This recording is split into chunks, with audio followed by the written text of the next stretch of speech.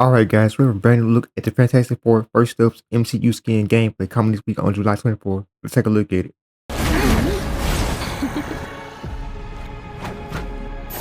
Supernova!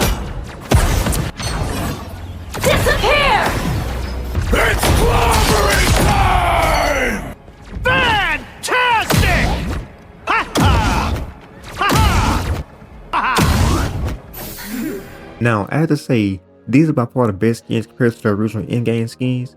I honestly love the white and blue color combo. To me, the white just make the entire outfit stand out more. But I also like how they gave Reed Richards the all-blue costume to make him stand out more since he is a leader. But in my opinion, they should have gave him the white and blue costume while the others get the all-blue costume. That's my opinion though.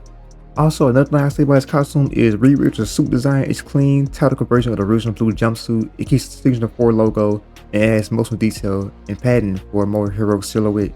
But overall, I do like how he gives off the sleek and serious type of vibe.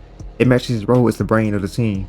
Now for Invisible Woman, I like how her suit is streamlined and form-fitting but not over-sexualized. It gives her a powerful and more professional look. Now, when taking a closer look at Invisible Woman, I noticed the light blue highlights matches her power, like the glowing energy she's forming her hand, which is a nice touch. Now in Human Torch, I feel like Human Torch is just aura forming at this point. Because you think, let's look at it. The suit glow, his entire suit seems to glow subtly with the flames, not fully flamed on, but in that mid-transformation stage. Now when looking at Johnny, I did notice that he keeps the iconic form and shapes like everybody else, but he has a translucent lopper-like body. It's flashy just like his personality. That stood out to me.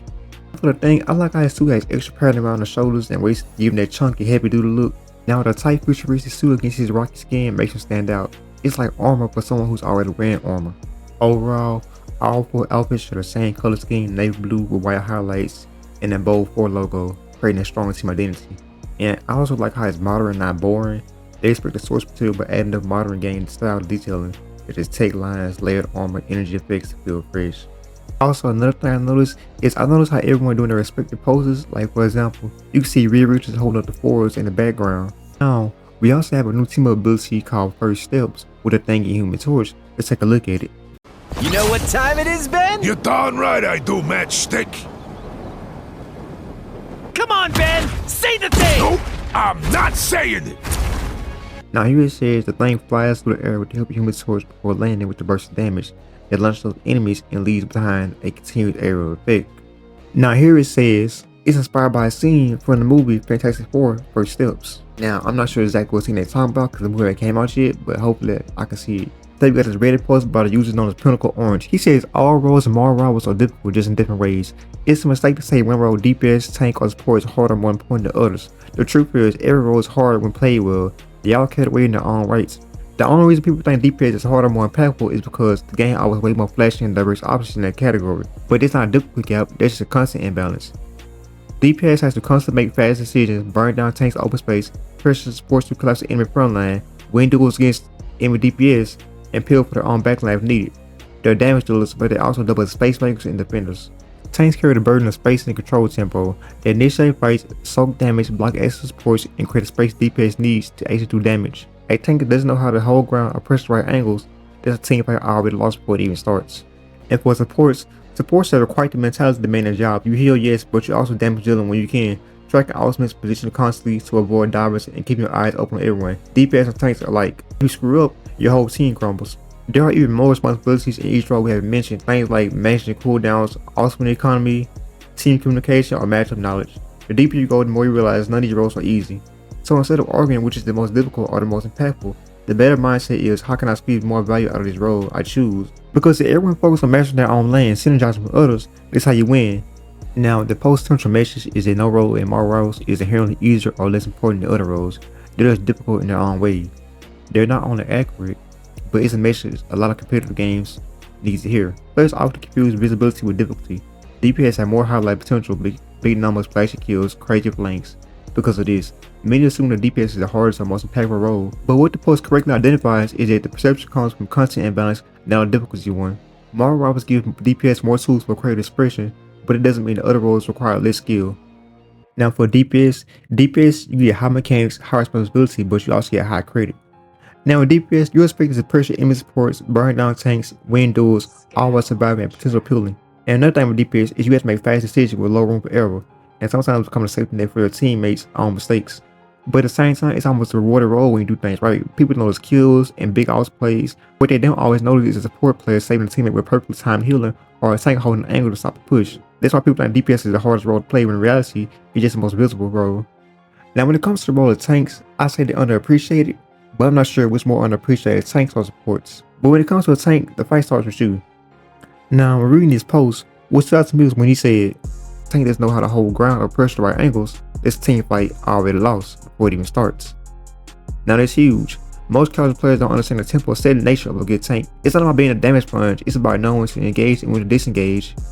It's also about knowing when to create space so your DPS has freedom to move and your supports aren't overwhelmed. And another thing I say it's about zoning enemy players and controlling the line of sight. Now when it comes to tanking, what makes it hard is that it's mechanically demanding, although some cases are. But what makes playing a tank hard is that it requires deep game sense. You have to see the entire battlefield constantly adjust based on the flow of the fights and understand enemy intentions before they act. Now when it comes to support, it's high stress but low praise. The support section is arguably the most accurate and underappreciated part of this Reddit post. The post points out the mental burden support players carry, such as keeping track of teammates' positions, health levels, enemy flankers, and ultimates. Now another burden we have to deal with while playing supports is positioning safely while still being available to our team. And for the last thing I say is balancing healing, utility, and damage output, especially when no one pills for you. And here's the hard truth that the post implies. If the support screws up, the team collapses 9 to 10 seconds immediately. People only love supports when they're not doing their job. If you're doing everything right, it's invisible.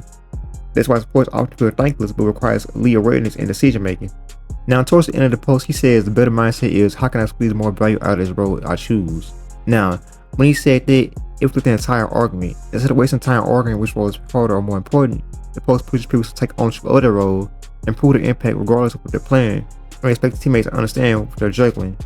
Now this is a high level mindset he has, and it's how you build a strong competitive community. Games like Overwatch suffer from people feel into toxic patterns, support difficulty, bad tank, DPS not carrying, stuff like that.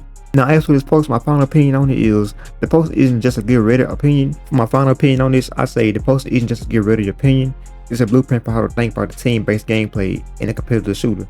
It respects the skill ceiling of all roles, promotes accountability, and encourages team synergy. Now we have another Reddit post by the user known as E-Moon. He says when is enough gonna be enough. He said this is Spidey garbage, Iron Fist garbage, Black Panther keeps man to be nerfed to the ground, Magic not great, Cap not great, Venom not great. At what point the problem is going to be less that the dive character of the season is overpowered, and more you need to actually figure out how to learn to deal with dive characters. Now for reading this post, the Reddit users point out how players go from praising or fearing heroes to calling them trash once a new OP character of the month comes out. But they never stop to ask themselves why they're struggling against their archetype. Then the Reddit user drops the real point.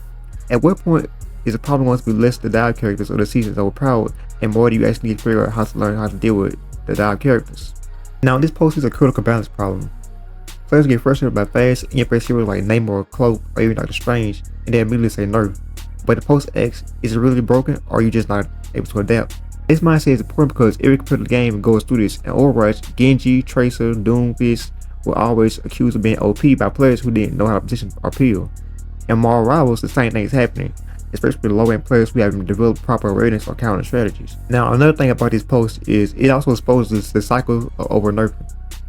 Players demand nerfs, heroes get nerfed, become unplayable or irrelevant, and what people do next, move on to the next broken thing. Spider was once a menace, now he's garbage. Black Panther went from being stronger to being over nerfed, and now people are complaining about Namor or Cloak instead. Basically, the Reddit users calling out how this cycle is unsustainable for hero balance and frustrating for mains of those characters, which I do agree on. Because like every time someone gets nerfed, they be like, nerf him, buff him, nerf him, buff him. It's like the community can't make up their mind. Alright guys, for our last piece of news, we have a brand new community event called Phoenix Hunt Echoes of the Phoenix. Now for this event, it starts July 18th and ends July 24th. For this event, simply head over to the hashtag Phoenix-Hunt channel and circle items infused with the Phoenix Wars. Now for the wars, it says the first 3 players with the correct answer will receive the Season 3 Battle Pass code. And for the second war, it says player ranked 4th to 10th with the correct answer will receive a $10 Steam gift card. For a third reward, it says 30 local participants will be selected at the end of the event, and they will win 300 units each. And for the last reward, it says everyone who joins the event will get a limited Discord role called Season 3 Abyss Awakens.